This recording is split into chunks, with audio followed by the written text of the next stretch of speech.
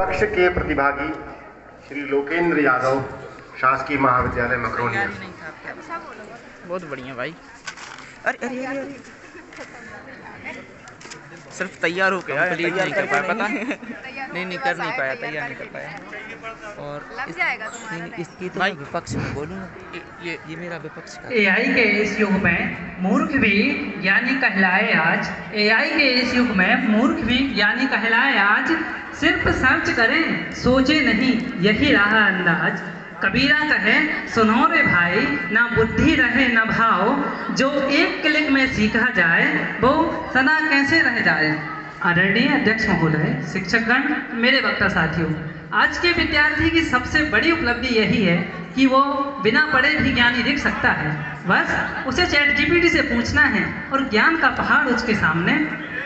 आज हालत तो ये हो गई है कि कलम सूख गई है, सोच सो गई है और नोट्स तो अब नोटिफिकेशन बन चुके हैं। मान्यवर, मुझे डर इस बात का नहीं कि एआई सोचने लगेगी, मशीन सोचने लगेगी। डर तो इस बात का है कि कहीं मनुष्य ही सोचना बंद ना कर दे। मान्यवर, शिक्षा का उद्देश्य सोचना, ना कि सिर्फ सर्च करना।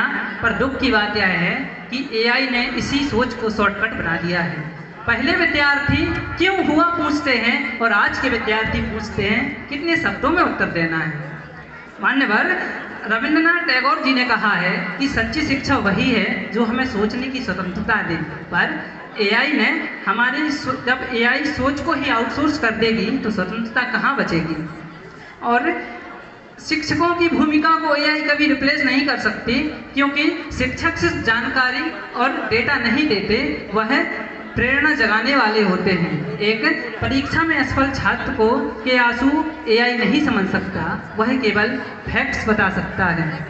मान्यवर, डॉक्टर सर्वपल्ली राधाकृष्णन कहते हैं कि शिक्षक राष्ट्र की आत्मा होता है। और मैं अपने प्रतिपक्षी साथियों से पूछना चाहूँगा कि एआई में कोई आत्मा वात्मा है क्या? नहीं महोदय, वो तो एल्गोरिथम पे चलता है। और मेरे अभी पक्ष वाले साथी ने कहा कि एआई सर्वसमावेशी विकास लाएगा। मैं उनको बताना चाहूँगा कि नीति आयोग की 2024 की रिपोर्ट है कि जब देश के 55% कॉलेज विद्यार्थी आज भी इंटरनेट की पहुँच से वंचित हैं, तो यह कहना कि ये समानता लाएगा बिल्कुल गलत है। एआई इस डिजिटल डिवाइड और डिजिटल असमानता के दौर में कतई ठीक नहीं है। यदि इनको मैं अदम गौड़वी साहब की इन पंक्तियों में व्यक्त करूं कि तुम्हारी फाइलों में गांव का मौसम गुलाबी है, तुम्हारी फाइलों में गांव का मौसम गुलाबी है, मगर ये आंकड़े झूठे हैं, ये दावा किताबी है। मान्यवर, एआई का सबसे बड़ा संकट यह है कि ये रचनात्मकता की हत्या कर देता है।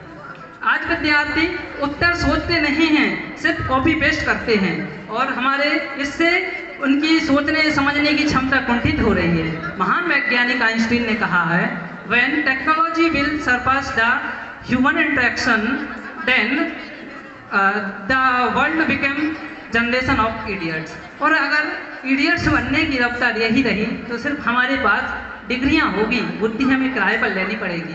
और अगला संकट है एआई का सत्य असत्य का संकट। जैसे कि मेरे भाई ने कहा कि एआई सही तथ्य प्रस्तुत करता है, मैं उसको स्टैनफोर्ड यूनिवर्सिटी 2025 की रिपोर्ट बताना चाहूँगा, जिसमें कहा गया है कि एआई जनरेटेड आंसर 30% तक गलत या पक्षपातपूर्ण होते हैं। ऐसे में यह कहना कि यह सही तथ्य बताएगा कभी संगत नहीं है। और एआई का सबसे बड़ा खतरा तो वहाँ आता है जब मानवीय संवेदनाओं की बात आती है, क्योंकि महोदय, मशीन कितना भी विकास कर ले, वो मानवीय क्षमताओं को प्रतिस्थापित नहीं कर सकता, क्योंकि जब एक विद्यार्थी परीक्षा में असफल हो जाता है तो उसका गुरु ही उसको कहता है कि बेटा कोई बात नहीं, अगली बार फिर प्रयास करना। लेकिन यदि एआई हो तो वो ऐसा नहीं कह सकता। एआई कहता है, और एआई के जो विद्यार्थी हैं यदि उनसे कुछ गलती भी हो जाए तो वो क्या कहेंगे? सर चैट जीपीटी ने तो यही उत्तर दिया है, उसी से पूछिए ना, हमने तो उसी से पढ़ा है। क्या यह संभव है आज के युग में?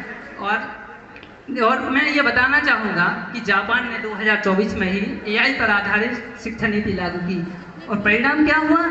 छात्रों की रचनात्मक क्षमता 40% तक घट रही है।